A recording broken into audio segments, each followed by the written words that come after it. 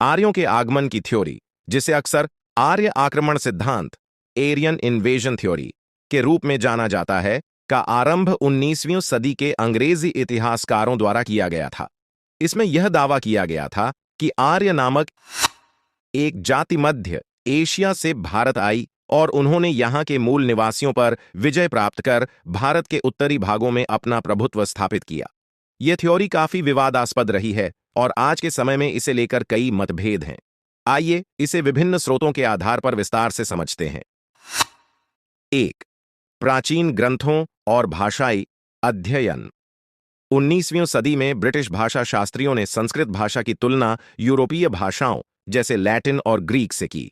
उन्होंने देखा कि इन भाषाओं में काफी समानताएं हैं और इसी आधार पर यह अनुमान लगाया कि भारतीय उपमहाद्वीप में रहने वाले आर्य यूरोपीय लोगों के पूर्वज थे और वे भारत में कहीं बाहर से आए थे।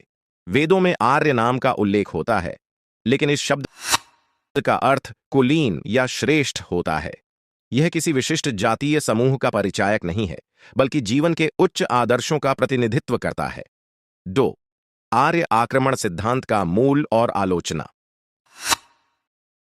इस सिद्धांत के समर्थकों ने दावा किया कि आर्य घोड़ों और रथों के साथ आए और उन्होंने सिंधु घाटी सभ्यता को नष्ट कर दिया। यह सिद्धांत भारतीय इतिहास को जातीय दृष्टि से विभाजित करता है। 20वीं सदी में इस सिद्धांत पर गंभीर प्रश्न उठाए गए। बहुत से भारतीय और विदेशी इतिहासकारों ने इसे एक उपनिवेशवादी दृष्टिकोण का परिणाम माना, जिसके माध्यम से ब्रिटिश शासक भारतीयों को विभाजित करने और अपने शासन को वैध ठहराने का प्रयास कर रहे थे। नए पुरातात्विक और आनुवांशिक साक्ष्यों ने आर्य आक्रमण सिद्धांत को संदेहास्पद बना दिया है। कई आधुनिक शोधकर्ता मानते हैं कि आर्यों का भारत में आना धीरे धीरे हुआ होगा, न कि आक्रमण के रूप में। 3. पुरातात्विक साक्ष्य और सिंधु घाटी सभ्यता। सिंधु घाटी सभ्यता के अवशेषों में किसी बड़े युद्ध या आक्रमण के स्पष्ट प्रमाण नहीं मिले हैं। इसके बजाय माना जाता है कि इस सभ्यता का पतन प्राकृतिक आपदाओं जैसे जलवायु परिवर्तन या नदी प्रवाह में बदलाव के कारण हुआ हो सकता है। आर्यों के आगमन के सिद्धांत के तहत यह भी दावा किया गया था कि आर्य मध्य एशिया से घोड़े लेकर आए थे, लेकिन सिंधु घाटी सभ्यता के कुछ स्थलों पर घोड़ों के अवशेष पाए गए हैं, जो यह संकेत देते हैं कि भारत में पहले से ही घोड़ों का परिचय था। 4. आनुवांशिक और डीएनए अनुसंधान। आधुनिक आनुवांशिक शोध ने यह संकेत दिया है कि भारतीयों का आनुवांशिक मिश्रण हजारों सालों से हो रहा है। भारतीय जनसंख्या में कोई एक रूप आर्य या द्रविड़ समूह नहीं पाया गया, बल्कि दोनों समूहों के लोग सांस्कृतिक और आनुवांशिक रूप से मिश्रित रहे हैं। आनुवांशिक अध्ययन से पता चलता है कि भारतीय उपमहाद्वीप के लोगों में उत्तरी और दक्षिणी दोनों हिस्सों के लोगों का मिश्रण है, जो एक लंबे समय से होता आ रहा है। इसका अर्थ है कि आर्य कोई एक अलग जातीय समूह नहीं थे, बल्कि भारतीय समाज में धारणाओं और जीवन शैली में परिवर्तन लेकर आए। 5. धार्मिक और सांस्कृतिक संदर्भ। आर्य संस्कृति और उनकी धार्मिक मान्यताएं भारत में विकसित हुईं और भारतीय धर्मों का आधार बनी। वेदों और अन्य शास्त्रों में ऐसे अनेक तत्व मिलते हैं जो आर्य संस्कृति और स्थानीय जनसंस्कृतियों के मिश्रण को दर्शाते हैं।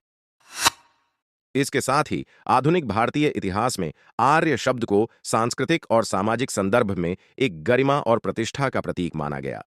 यह समाज में एक आचार और आदर्श की ओर संकेत करता है। 6. निष्कर्ष। आज अधिकांश इतिहासकार और विद्वान मानते हैं कि आर्य आक्रमण सिद्धांत अंग्रेजी इतिहासकारों की ओर से बनाई गई एक विभाजनकारी थ्योरी थी, जिसमें सांस्कृतिक और राजनीतिक उद्देश्य थे।